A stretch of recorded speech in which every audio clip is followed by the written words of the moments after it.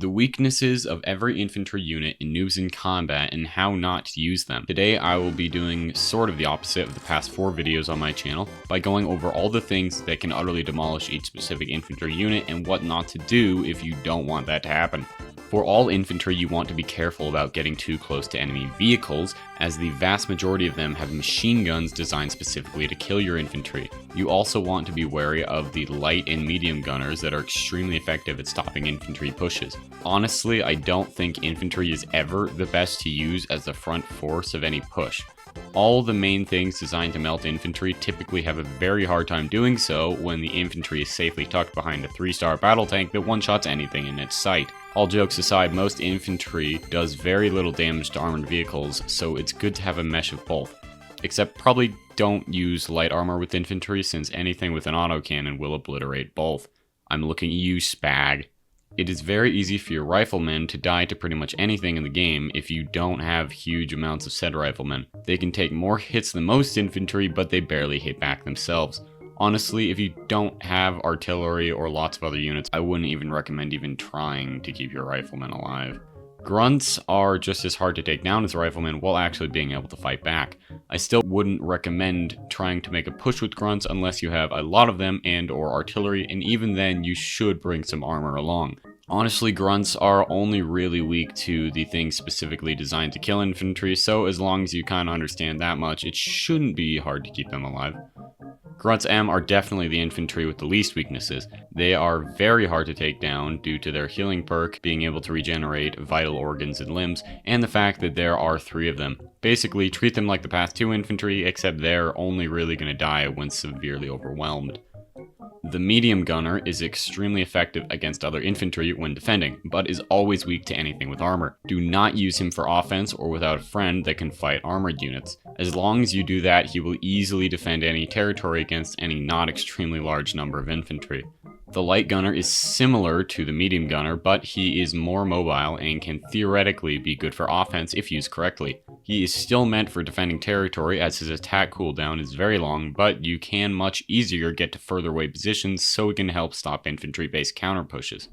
Just note that since he will be running around with the rest of your main troops, he is vulnerable to all normal anti-infantry stuff and snipers also. Speaking of which, the sniper is a ridiculously cheap scout unit that can see very far. The issue is that he is always very vulnerable due to him only being one guy, so he can get one shot by pretty much anything. Unfortunately, he can't provide much support for your pushes, so honestly is only really good for scouting. When scouting, I recommend avoiding areas with too much terrain as to capitalize on his increased vision, so he can see enemies before they see him. The sniper team is very similar to the sniper, but can be extremely useful at defending territory, which means less worry about getting ambushed when doing so. With its radio, it makes sense to just hide in a mountain with its extra vision and sit and wait. If that's what you're gonna do, you don't really have to worry about the sniper's weaknesses at all. However, if you want to use it for scouting, just make sure you're careful about getting too close to any enemy units, especially medium and light gunners. The thing that's going to kill your AT rifles the most often are vehicles that it couldn't finish off. Since it won't be one-tapping anything, it's far too easy for a vehicle to rush your AT rifle after being hit than just destroying him. However, since he has more range than most infantry, the AT rifle can easily just hide behind armored units and still be able to get in some hits every once in a while not risking itself. The bazooka's attack is going to be better than the AT rifle, but it isn't going to have the same range. Because of this, strategies relying on the bazooka being behind an armored vehicle won't be nearly as effective. As a compromise, I recommend just spamming bazookas if you want to use them at all. If an armored vehicle is rushed by them, it can only attack one, and after getting hit by so many, its morale likely won't be high enough to kill any of them. The RPG is very good at destroying units with any amount of armor, but is still easy to overwhelm by large numbers of any other infantry. Please use the ambush perk and stop trying to make pushes with just RPGs. They can be good in a push as a support unit, but otherwise there are just too many things that can kill them with 1 or 2 attacks. Being one guy again, the flamethrower is incredibly vulnerable to anything with any attacks. Do not use it to make pushes, even if it's in a forested area. Only use it when it is completely safe to do so, and the unit it is going to attack is the only one that could even theoretically hurt it. As you can tell, I don't really like this guy, but it's just because it is so hard to keep him alive and get use out of him. The flame tank, yes, I'm putting it in the infantry video, is much more expensive than the flamethrower, but it is tremendously easier to keep alive and theoretically is much more effective at its job. It can easily clear out any forested areas as long as there aren't any anti-armor infantry like the RPG inside. So if there isn't, it will meet nearly zero resistance as it burns down the forest alongside any infantry inside. Of course, you do have to worry about fuel, but that's probably worth it at this point. Also, the risk RPGs pose will always be present unless you know for sure the map or your enemy does not have access to them.